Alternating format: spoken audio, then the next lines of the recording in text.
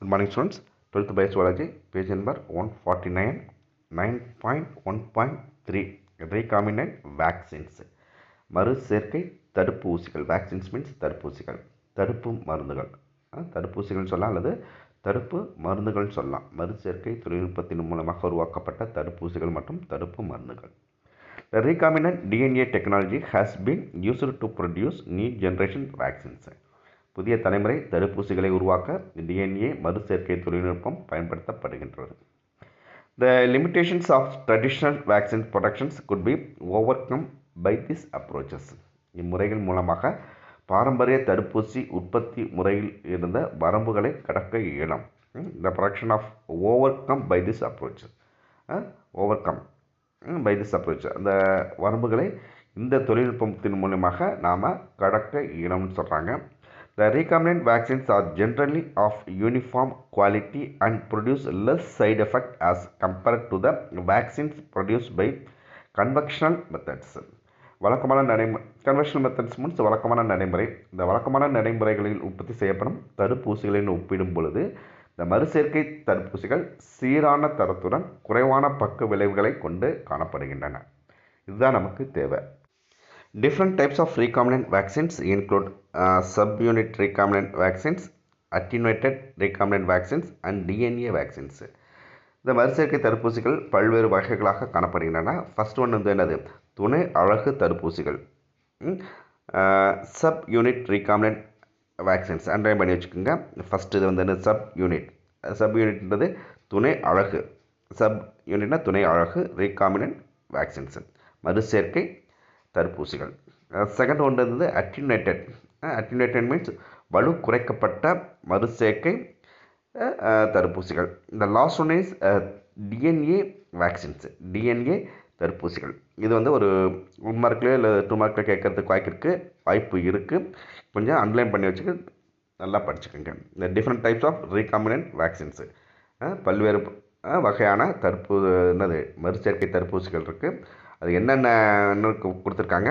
Sub unit, second one is attenuated, third one is DNA vaccines.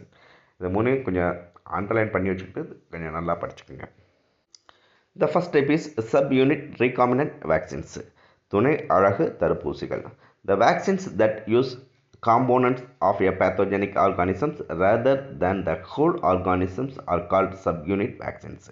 நோயுண்டாக்கும் உயிரியை முழு உயிரியாக பயன்படுத்தாமல் அவ்வுயிரியின் பகுதிகளை மட்டும் பயன்படுத்தி தயாரிக்கப்படும் தடுப்பூசிகளுக்கு துணை அழகு தடுப்பூசிகள் என்று பெயர். நோயை உண்டாக்கக்கூடிய அந்த உயிரியை முழு உயிரியாக பயன்படுத்தாமல் அவ்வுயிரியின் சில பகுதிகளை மட்டும் பயன்படுத்தி தயாரிக்கப்படும் ஊசிகளுக்கு துணை அழகு ஊசிகள் என்று பெயர். இது ஒரு 2 மார்க் கொஸ்டின்ஸ் கேட்கலாம். The vaccines that used components of pathogenic organisms rather than the whole organisms are called the subunit vaccines. Recombinant DNA technology is very suited for developing new subunit vaccines. புதிய வகை துணை அழகு தடுப்பூசிகள் தயாரிக்க DNA மறுசேர்க்கை தொழில்நுட்பம் ஏற்றதாக காணப்படுது. It includes components like proteins, peptides and DNAs of pathogenic organisms. இந்த முறையில் வந்து நோய் உண்டாக்கக்கூடிய அந்த உயிரினத்தில் இருக்கக்கூடிய புரதங்களை வைத்தோ அல்லது பெப்டைடுகள் அல்லது அவற்றில் டிஎன்ஏக்கள் ஆகிய ஏதோ ஒரு பொருளை பயன்படுத்தி தடுப்பூசிகள் உருவாக்கப்படுகின்றன. It includes components like proteins, peptides and DNAs of pathogenic organisms. The advantages of these vaccines include their purity in preparations, stability and safe use.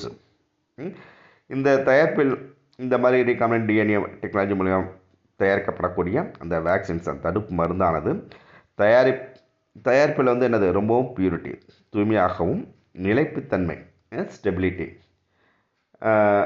Purity, stability and safe use. Stability means நிலைப்புத்தன்மை உடையதாகவும் மற்றும் பாதுகாப்பானதாகவும், safe use பாதுகாப்பான பயன்பாடு ஆகியவை இவ்வகை தடுப்பூசிகளின் நன்மையாக கருதப்படுகின்றன. இது வந்து what is subunit recombinant vaccines கேட்கலாம். இது வந்து அந்த நோயை உண்டாக்கக்கூடிய நோய் உயிரில் இருக்கக்கூடிய முழு பொருளை யூஸ் பண்ணாமல் அதில் இருக்கக்கூடிய பகுதி பொருளை மட்டும் யூஸ் பண்ணி இந்த மருந்து தயாரிக்கிறதுனால சப் யூனிட் ரீகாம்பினன்ட் வேக்சின்ஸ்னு சொல்கிறாங்க.